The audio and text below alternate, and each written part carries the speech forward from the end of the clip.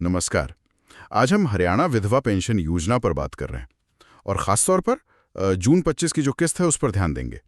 कई लोगों के मन में ये सवाल होगा ही। हाँ, और देखिए, एक अच्छी खबर तो ये है कि पेंशन राशि अब 3,000 रुपए प्रति माह हो गई है। जी, ये जनवरी 2025 से लागू हुई है। पहले 2750 रुपए मिलती थी। बिल्कुल, 250 रुपए की बढ़ोतरी।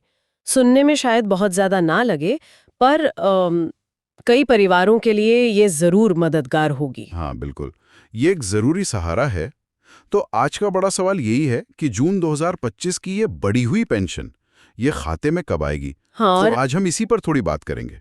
जो भी जानकारी उपलब्ध है उसके आधार पर, मतलब तारीखों को समझने की कोशिश करेंगे, और अगर मान लीजिए देर हो जाए तो क्या करना है। हाँ, और ये समझना अहम है कि 3,000 रुपए की ये जो मासिक सहायता है, ये कई लाभार्थियों के लिए मतलब बहुत महत्वपूर्ण है। तो इसका समय पर मिलना बहुत मायने रखता है। बिल्कुल। तो सबसे पहले यही सवाल लेते हैं, जून 2025 की पेंशन ये खातों में कब तक आ जानी चाहिए? कोई अंदाजा है, कोई तय सीमा? देखिए, अगर सब कुछ ठीक है, मतलब केवाईसी पूरी हो, आधार कार्ड बैंक खाते से वो सही से लिंक हो, हाँ हाँ। और सबसे जरूरी जीवन प्रमाण पत्र यानी लाइफ सर्टिफिकेट वो अगर अपडेटेड है, अच्छा। तो उम्मीद यही है कि जून महीने की पेंशन 1 तारीख से लेके 18 जून 2025 के बीच में आ जानी चाहिए। 1 से 18 जून? जी, पर यहाँ ये जरूरी है कि दस्तावेज बिल्कुल ठीक हो, अपडेटेड हो। हाँ, ये हाँ। पहली शर्त है। जरा सी भी कमी हुई तो प्रक्रिया अटक सकती है। अच्छा, तो 1 से 18 जून की एक विंडो है, ये जानना जरूरी है। लेकिन मान लीजिए 18 जून निकल गई और पेंशन नहीं आई, हाँ, तो फिर क्या करें? मतलब घबराहट तो होगी ही। हाँ, चिंता तो होती है, पर घबराने से हल नहीं निकलेगा। कुछ कदम उठाने चाहिए। जैसे? सबसे पहला काम तो ये करें कि अपने बैंक खाते का स्टेटमेंट ध्यान से देखें। कभी-कभी एसएमएस नहीं आता या हम ध्यान नहीं देते। हाँ, हो सकता है आ गई हो। बिल्कुल।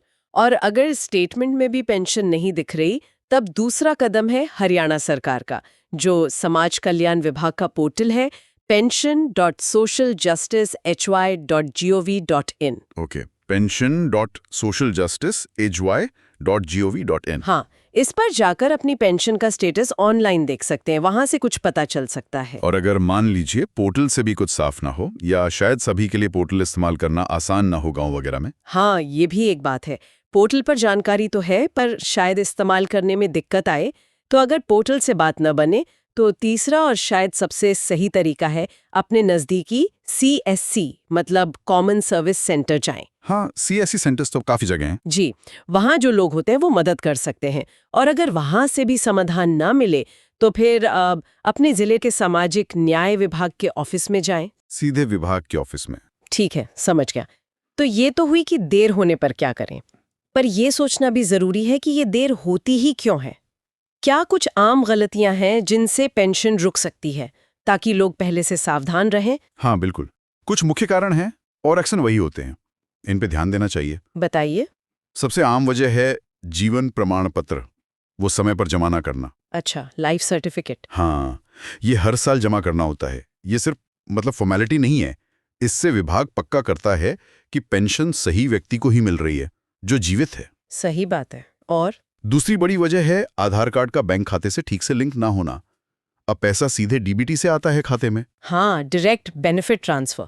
तो उसके लिए आधार लिंकिंग तो अनिवार्य है। और तीसरी वजह हो सकती है कि विभाग के पास आपके दस्तावेज वो अधूरे हों या उनमें कोई गड़बड़ हो, जैसे नाम अलग है या पता बदल गया और अपडेट नहीं कराया। ये चीजें छोटी लगती हैं पर असर बड़ा कर सकती हैं। मतलब दस्तावेजों को लेकर कोई लापरवाही नहीं होनी चाहिए। निश्चित रूप से।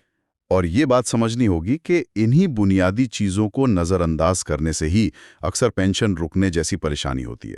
हाँ, नियमित रूप से इनकी जांच करते रहना ही सबसे अच्छा है। तो संक्षेप में अगर देखें तो मुख्य बातें ये हुई।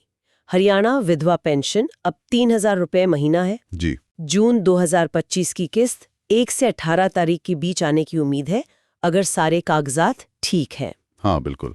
अगर देर हो तो पहले बैंक स्टेटमेंट, फिर सरकारी पोर्टल, और फिर जरूरत पड़े तो CSC या विभाग का ऑफिस। सही। और सबसे जरूरी जीवन प्रमाण पत्र और आधार लिंकिंग, इनको हमेशा अप टू डेट रखना। बिल्कुल सही कहा आपने। और इसी से जुड़ी एक बात और ध्यान में आती है। हाँ। अक्सर लोग तभी जागते हैं जब कोई दिक्कत आती है, जैसे पेंशन रुक गई, क्यों न एक कदम आगे रहें? मतलब सिर्फ भुगतान में देरी होने पर ही नहीं, बल्कि नियमित रूप से। हाँ, मतलब प्रोएक्टिव रहें। हाँ, बिल्कुल। प्रोएक्टिव रहें, साल में 1-2 बार खुद ही अपने दस्तावेज़ों की स्थिति देख लें, चाहे पोर्टल पर या सीआईसी जाकर। ये सोचना ज़रूरी है कि हम दिक्कत आने का इंतज़ार क्यों करें? पहले से ही एक्टिव रहकर इन मुश्किलों से कैसे बचा जा सकता है? सही बात है, ये एक अच्छा सुझाव है। सिर्फ समस्या के आने पर रिएक्ट करने के बजाय पहले से तैयारी रखना। जी, इससे प्रक्रिया सुचारू रूप से चलती रहेगी।